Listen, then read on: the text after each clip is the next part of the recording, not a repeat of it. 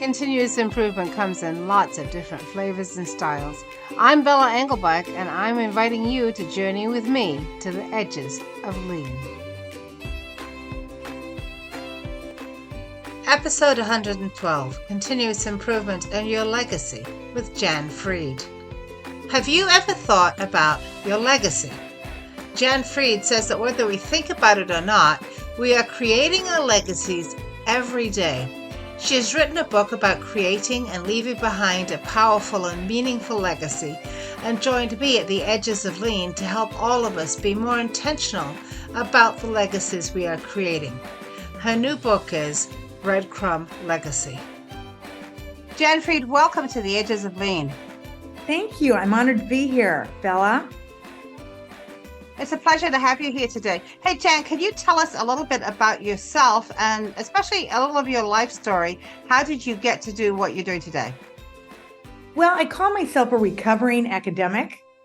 I spent my first career teaching at a small liberal arts college in Iowa. I taught business management and leadership, some marketing. I say I only did that for 30 years. But I left because I wanted to do something else before it was too late to do it. And so I now am a leadership development consultant. I do coaching, speaking, workshops. I've written several books, a couple books on continuous improvement in higher education. And we'll be talking about my other two books on leadership. I'm also certified as a Saging leader, Saging SAGE-ING through Saging International. And this is all about conscious aging, positive aging.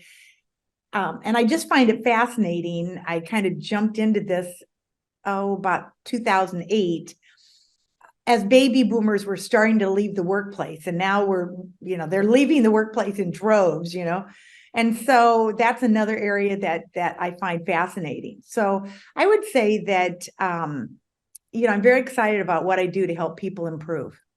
Wow. Was there a moment where you said, "Oh, I have to leave academia. I'm done with this. I'm ready to move on to something else"? Or was it something that happened gradually?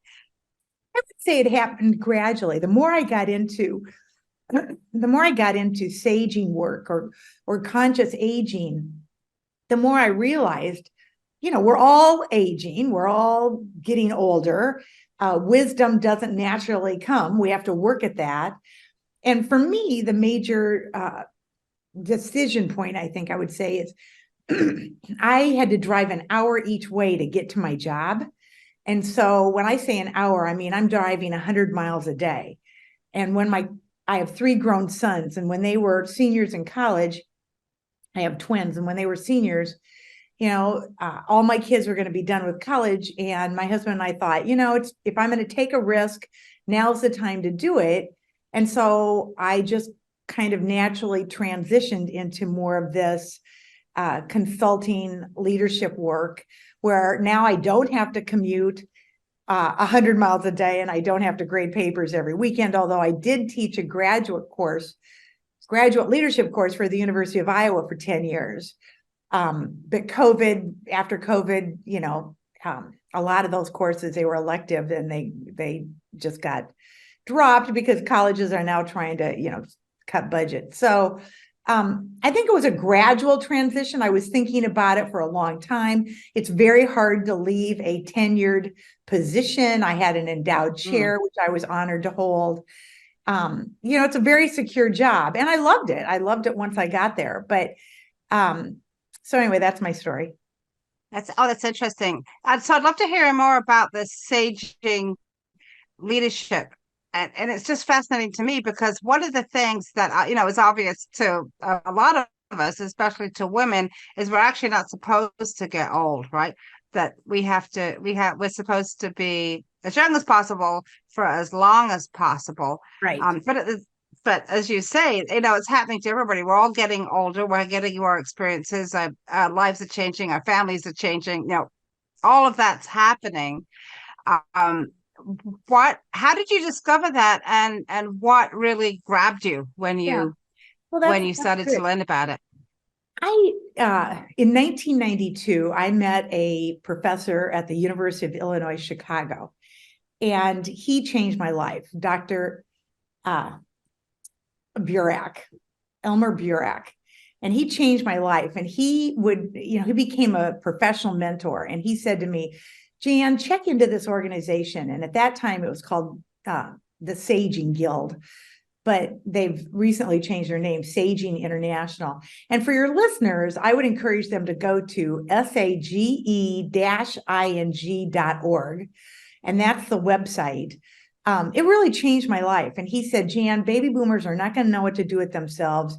There are going to be all kinds of opportunities for consulting work and writing work because of this new movement. So I got involved. I became certified as what they call a saging leader. And I have just enjoyed the people. I've enjoyed the organization. I've learned a lot. And it's all about life, We say embrace aging because you're right. The society wants, the focus is on anti-aging. And when you embrace aging, then you're really embracing your whole life experience and what you've learned in it. And so it's fascinating. I don't know, another source that I would encourage your listeners to check out would be the Modern Elder Academy. We call it MEA, but it was started by Chip Conley. And Chip actually wrote the foreword to my latest book, Breadcrumb Legacy. And the Modern Elder Academy, they have two campuses now, two main campuses. One's in Baja, California, or Mexico, and Baja, Mexico. And the other is just opened in Santa Fe, New Mexico. And so I attended MEA. And again, Chip Conley has a great daily blog post that he calls Wisdom Well. And I would encourage your listeners to check that out too. It's just really changed my life because, again, it's a lot of wasted energy to fight aging, but it's positive energy if you embrace aging. And so that could be a whole podcast, Bella. Just on its own, but we want to talk about your book as well, your latest book, which is the Breadcrumb Legacy. But that's tied into positive aging and embracing your aging, right? So one of the things that I say to potential clients when they're trying to decide whether to engage in a project or not is I ask the question, what do you want your legacy to be? And I gotta say, people are often stumped by that question. Yes. Okay. They don't know what they want the legacy to be. Okay. So tell us about this. What is it? What is the Breadcrumb Legacy, and what is your book about? Okay.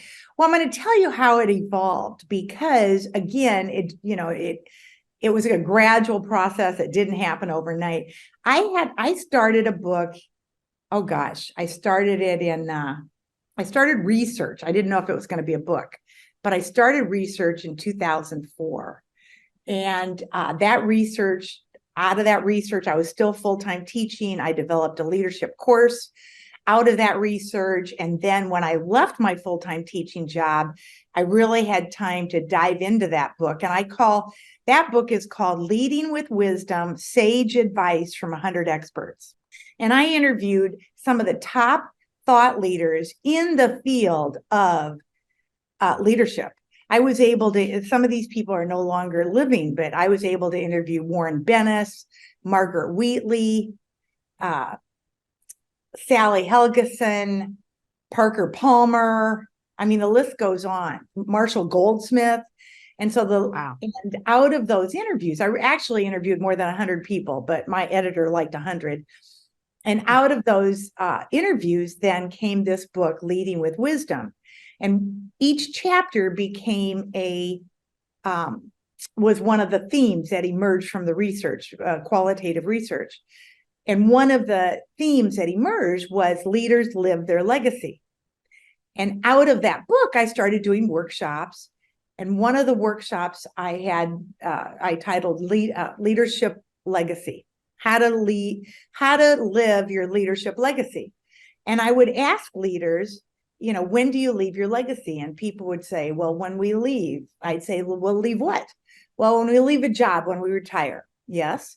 When we die, Mm. when we leave the earth, and I'd say yes. And I said, well, what about when I leave this workshop? What about, when I leave this speaking engagement? What about when I leave a meeting, when you leave a meeting? We are leaving our legacy all the time, daily. So when people say they don't know what their legacy is or what they want their legacy to be, they already have a legacy. Now, they may like it or not, but we are leaving it all the time. And so out of that kind of experience, then I decided I'm going to do more of a deep dive into legacy. So then I went back on the journey of interviewing more people, some of the same people, but some new people, thought leaders in the work of legacy, because legacy work is one of the main pillars of becoming a sage. And I actually have a podcast called Becoming a Sage. And that can be found on my website, which is just jannfreed.com, 2 N's and 2 E's. So I interview people about wisdom about work wisdom, life wisdom. And so out of those interviews, so I started interviewing. So Leading with Wisdom was published in 2013.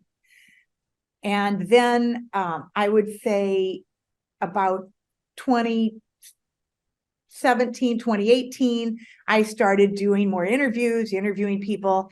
And then with COVID, I call Breadcrumb Legacy book, I call that my COVID book, because a lot of the work, the workshops, the speaking, a lot of my work just halted, as it did for many.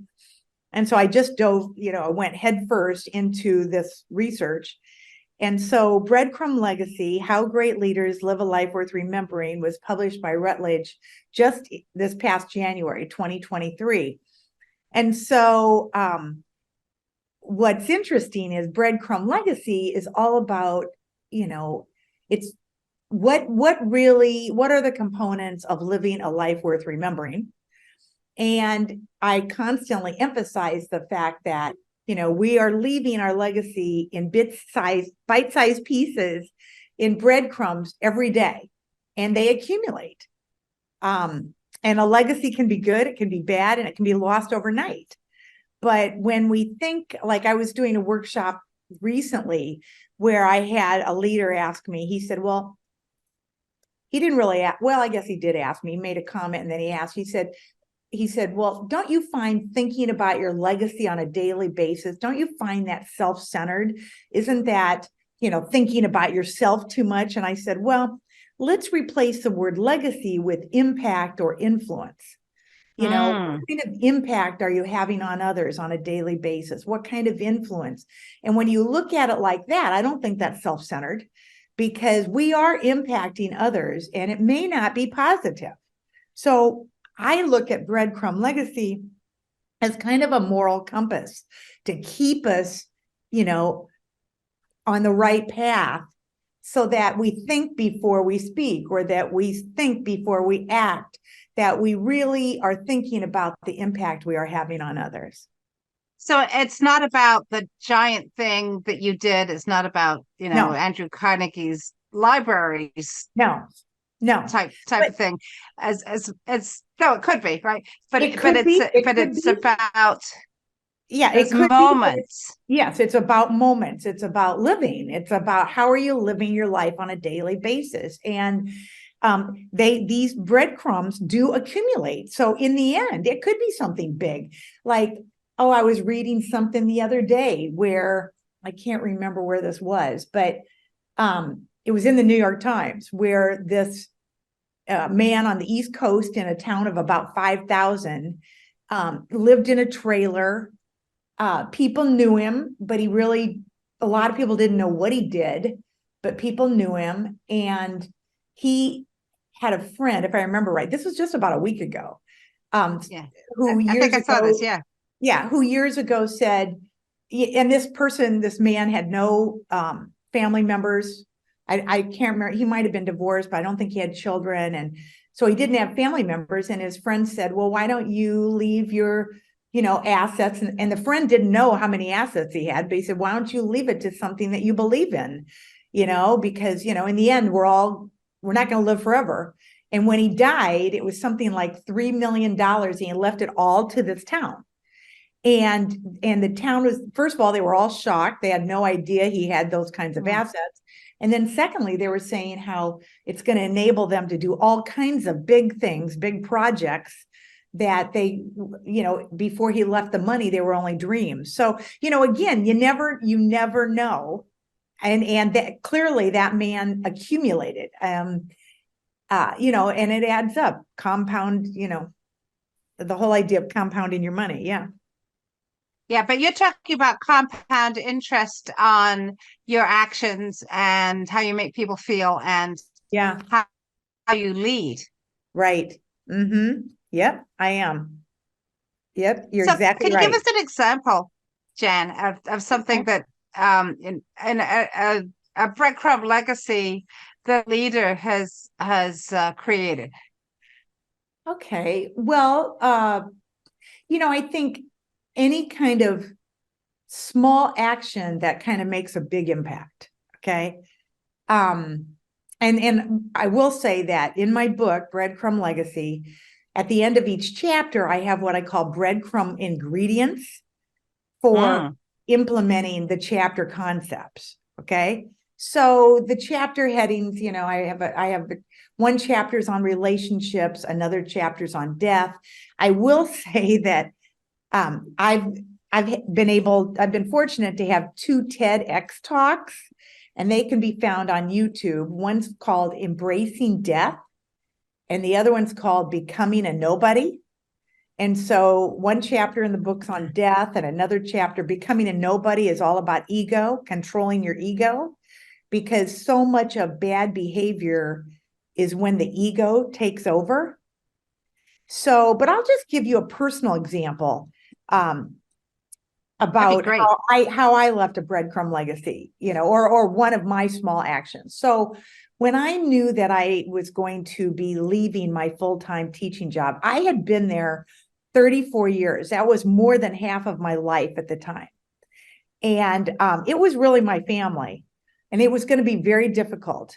And so a couple months before I announced that I was going to be leaving, I had a professional conference in Chicago, and I mentioned I'm in Iowa, and I intentionally, another word that comes up that I use a lot with Breadcrumb Legacy is being intentional, being conscious about what you're doing.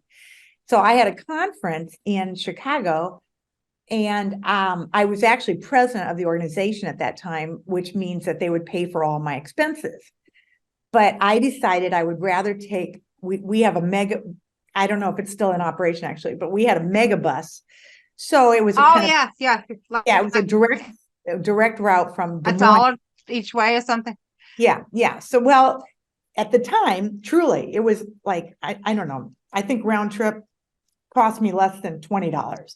And I'm not even sure if it's still in operation, but it was a direct from Des Moines to Chicago. And honestly, even though it only takes an hour to fly, you have to get to the airport early, then when you get to the airport, it takes like an hour or more to get from O'Hare to downtown Chicago, where the bus would drop me off right almost in front of my hotel.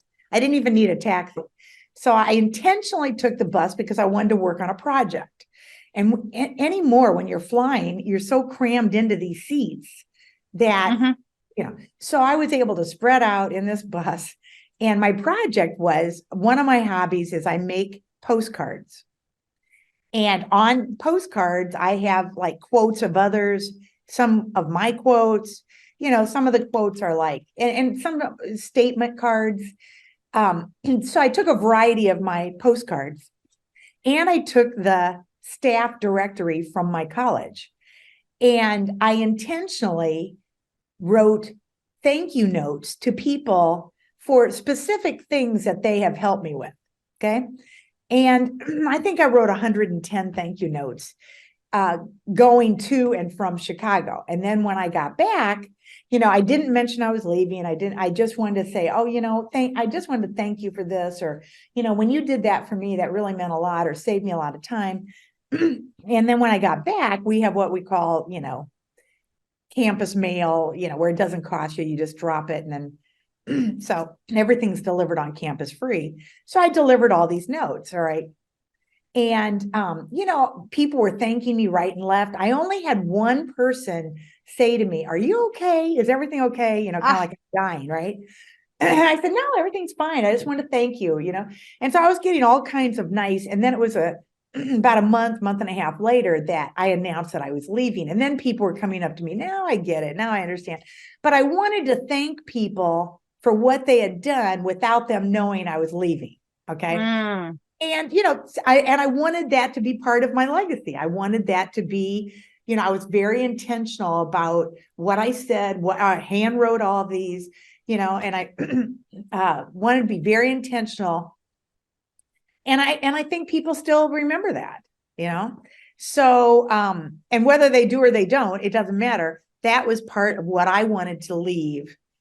It made it, and it also made letting go easier, because it was very emotional for me to leave. And it was risky. And I was leaving people that were like part of my family. But mm. anyway, so that's an example. That's a beautiful example. And I think, we talk a lot about gratitude, right? And being grateful and Yeah. being grateful, for the people in our lives Yes. and how they connect to us and support us and hold us up.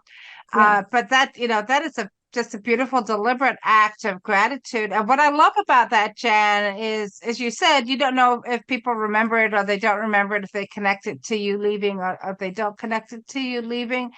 But what I can see that's done for you is given you the opportunity to express that to people, and that is good for you. That's healthy for you to be able Absolutely. to Yeah. have done that.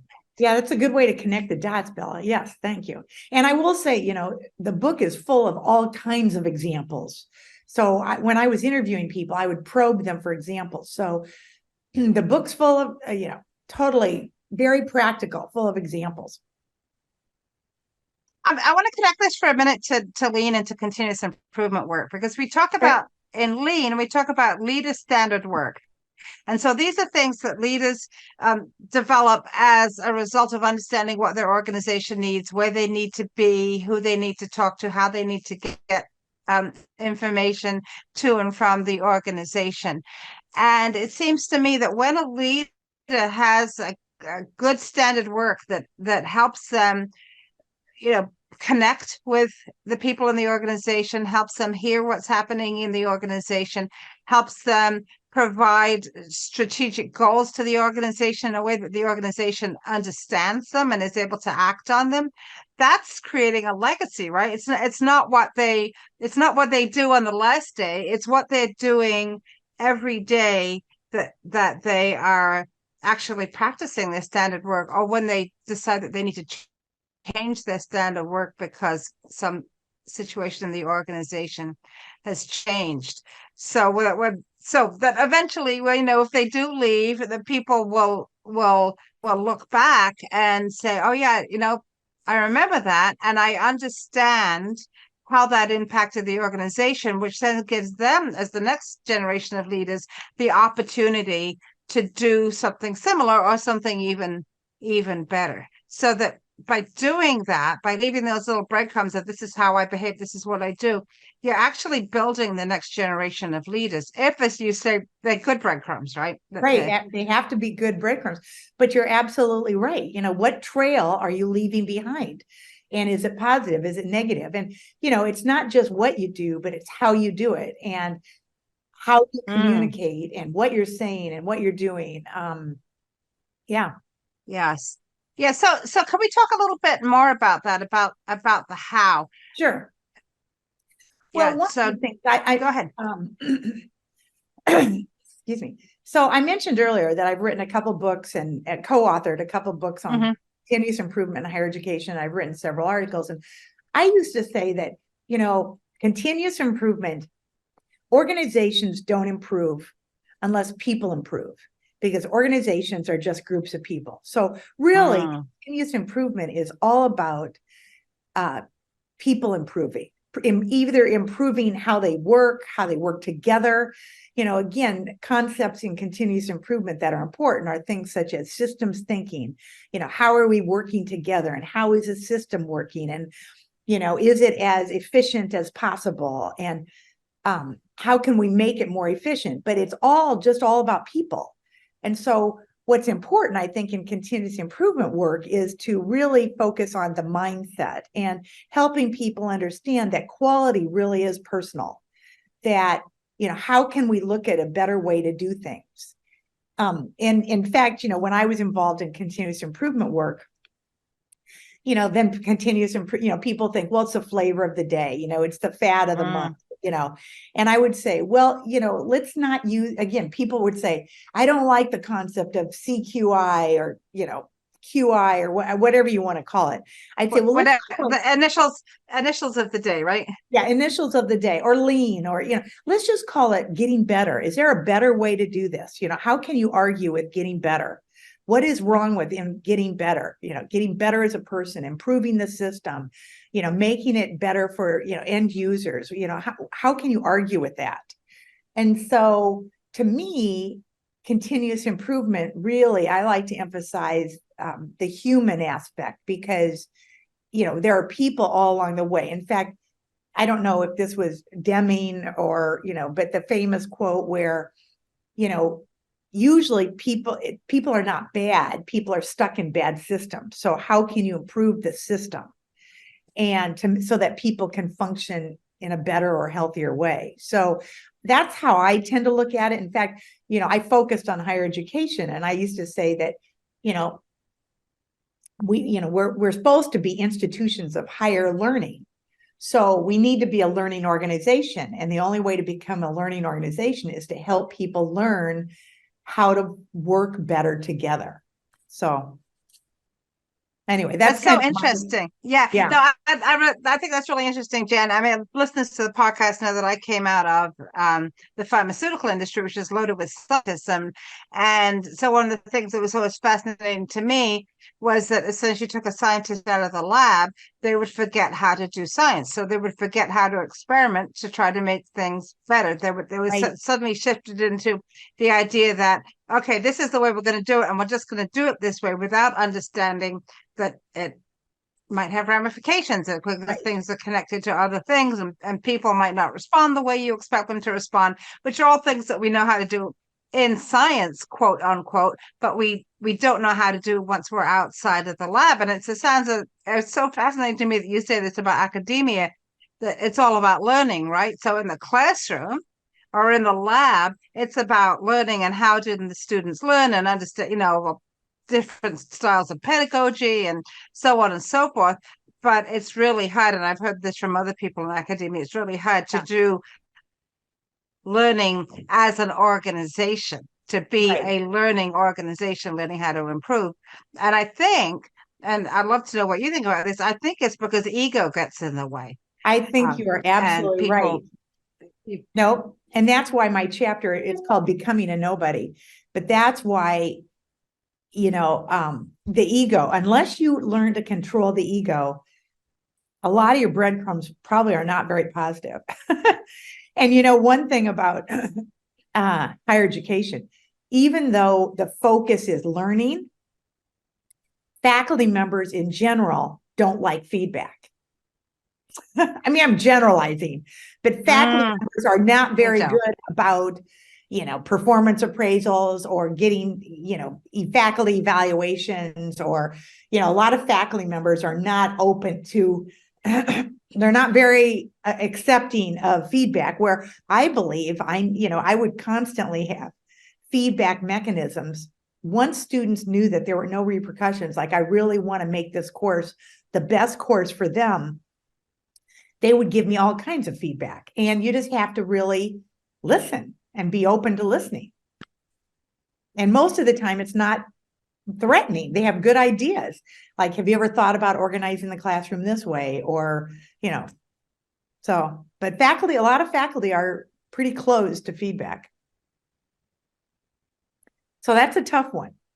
That's so interesting. I often, I wonder if it has that has to do with the preparation, to going through what it takes to earn a master's degree and get a PhD and defend a dissertation. It is all about defense as opposed Yes. to being open.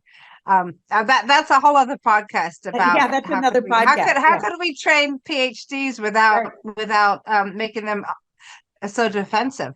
Right. But that's probably another story, because this issue of ego, Jann, it doesn't matter whether you're in a pharmaceutical company or you're in a university or you're in a company that's making automobiles or you're in a nonprofit organization. The way that we want to defend ourselves from getting feedback and changing things, that's universal. I think that's across all of these types of organizations. I can speak to higher education the best, but once, like you said, the training and the PhD, a lot of faculty members, and I learned this from our research, that they don't like to look at students as customers. Okay, they don't like, because what are these students can't possibly tell me how to improve. Well, they certainly can. They can talk about the learning environment. They can talk about, how to make it better for them. And I think we need to be open to that. I mean, maybe they can't tell you the content, but maybe the content, how to make the content better, but the delivery of the content, the environment in which the content's being delivered, the tone of the content. I mean, they certainly can give you feedback as to what might make it better for them.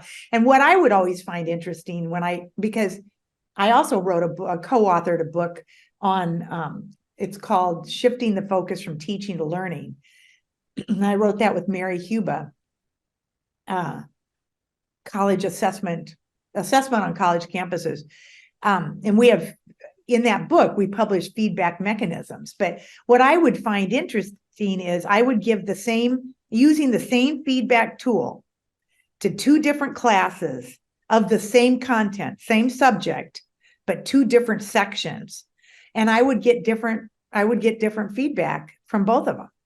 And so, they're different people. It's a different group of people. And so I think leaders need to constantly be getting feedback. But feedback's not going to be, your feedback mechanisms are not going to work unless you've created an environment of trust. Unless, because otherwise people are just going to tell you what they want, what they think you want to hear. And that's not going to make anything better. So you have to create this safe environment, which takes time, where people really know that, like I would say to the students, I have continuous improvement in my bloodstream. I want to get better. I said, the only thing that would bother me is if you become a complainer. If you've got a complaint, offer a suggestion. So if you come up with solutions or suggestions, I will consider those. But if you're just a complainer, that doesn't help anyone. But if you start with letting people know that you're open to ideas, that helps, right? Yeah. Because I think people are tempted to complain if they think that the professor or the leader or or whoever the person is who's supposedly in charge is only going to operate based on their own ideas and their own way of working. Then all I can do is complain, right? Right. But if I know that you'd be open to my idea, or even if that you would be open to hearing that I have an issue with this. I don't really know what the solution is, but you would be willing to help me work towards a solution. That would create more trust, and then that's a breadcrumb, right? Creating that trust. Go. Actually, that's a whole loaf, Jann. Yes, if you can create the trust. That's true. That's a loaf. You gotta. Yeah, that's true. Very true. What's your favorite chapter in your new book? Well, I don't know if it's my favorite, but what I would say is I think the chapter on ego, becoming a nobody. And as I said, I've got a 12-minute TEDx. It was a virtual TEDx but on YouTube called Becoming a Nobody, because the ego, as you said earlier, is so can be so damaging. Now, we all have to have an ego or we wouldn't be able to stand up. But Right. when we need to control the ego and not let the ego control us. And when the ego controls us, then it tends to manifest itself in some really negative behaviors, such as micromanaging, defensiveness, over controlling, jealousy, envy, greed, competitiveness, overly competitive. Those negative behaviors, if you're the leader, then you can be creating what we call a toxic environment for others. And so I think that chapter is really an essential chapter to read and understand, because if we don't understand it, the ego takes over, and then all of a sudden we've become a toxic leader, maybe without even knowing it. And how, so that could even be sort of shed on other people by just some very nuanced things that you say in the way that you say them without even thinking about how you said them. And so what you said earlier about intentionality would also be important, right? Yes, very important. Very important. And, I often ask people in workshops or when I'm doing coaching, name some leaders, think of some leaders, give me 2 or 3 leaders that you found effective, that you really wanted to follow, and then why, and then have them list why. And then I do the opposite, 2 or 3 leaders that you found ineffective and why, and do that. And then I'd say, well, these are all learned behaviors. So you can be more like the leaders that you admire. Why not be? And a question that I ask in the book, and I like to ask in workshops, would you follow yourself? And to get them thinking about what kind of leader am I? Would you follow yourself? It's interesting. Sports figures get a lot of visibility. And Bobby Knight, former coach of the Indiana Hoosiers, just died. And what was interesting, whether you read his obituary in the New York Times or other articles about him, he was outstanding, he was very successful at what he was effective. Yeah, he was effective, but how he did it, and then he fell from grace. So, his obituary, I would say, had just as much negative stuff as it did positive. Because he really fell from grace, ended up leaving, didn't step foot on Indiana's campus until towards the very end of his life. I mean, I don't think he stepped foot for, I don't know how many years, 20 years or whatever, because he really felt deceived or whatever, but he fell from grace, and it finally caught up with him, and the times changed, when he was coaching and he was really out of control. The work, how we viewed the workplace, and was different. It was different. So, and the same kind of thing happened to I can't think of his first name, Coach Paterno. Joe Paterno. Huh? Joe Paterno. Joe. And you're from Pennsylvania.